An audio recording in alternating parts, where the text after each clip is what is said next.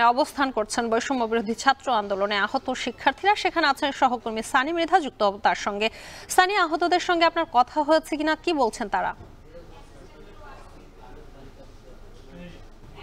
শম্পা, আমি যদি একটু বলে থাকি, তারা আজকের দিনের মতো যে কর্মসূচি সেটি শেষ করেছে, অর্থাৎ পিজি হসপিটালের যিনি পরিচালক ব্রিগেডিয়ার জেনারেল রেজাউর রহমানের পদত্যাগের দাবিতে কিন্তু তারা সন্ধ্যা বা এশার পর থেকে তারা আন্দোলন কর্মসূচি পালন করে। তাদের এই আন্দোলনে যোগ দিতে নিটোর থেকে পঙ্গু হাসপাতাল থেকে চক্ষু হাসপাতাল থেকেও কিন্তু আহতরা এখানে যুক্ত হয়। অর্থাৎ বৈষম্য বিরোধী ছাত্র আন্দোলনে যারা আহত হয়েছেন, যারা পিজি হাসপাতালে চিকিৎসাধীন অবস্থায় ছিলেন, তারা দাবি করেছিলেন এখানকার যিনি পরিচালক তিনি নাকি তাদের সাথে দুর্ব্যবহার করেন, একই সাথে যে মানসম্মত চিকিৎসা থেকেও তারা নাকি বঞ্চিত হচ্ছে। এই ধরনের অভিযোগগুলো কিন্তু তারা তুলছিলেন।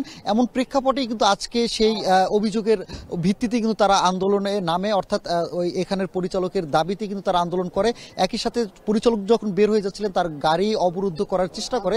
তারপরেও পরিচালক চলে যাওয়ার পরেও কিন্তু তারা আন্দোলন অব্যাহত রাখে। এরপরে কিন্তু তারা একটি তালা পরিচালকের কক্ষে আসলে ঝুলিয়ে দেয় এবং তারা দাবি পরিচালক পদত্যাগ না করা পর্যন্ত পরিচালকের কক্ষের যে তালা ঝুলছে সেটি খোলা হবে না।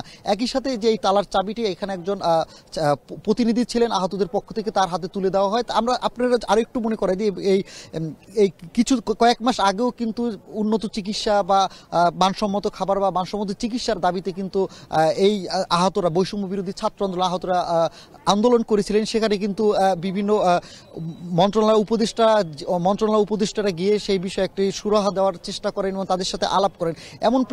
এর কয়েক মাস পরে কিন্তু আবারও একই রকম একটি চিত্র ফুটে উঠেছে। বিশেষ করে পিজি হসপিটালের যে যারা চিকিৎসাধীন আছেন, তারা কিন্তু তাদের এই দাবিটা চাওয়ার হচ্ছে যে যতক্ষণ পর্যন্ত এই পরিচালক পদত্যাগ না করবেন ততক্ষণ পর্যন্ত তাদের এই দাবি অব্যাহত থাকবে।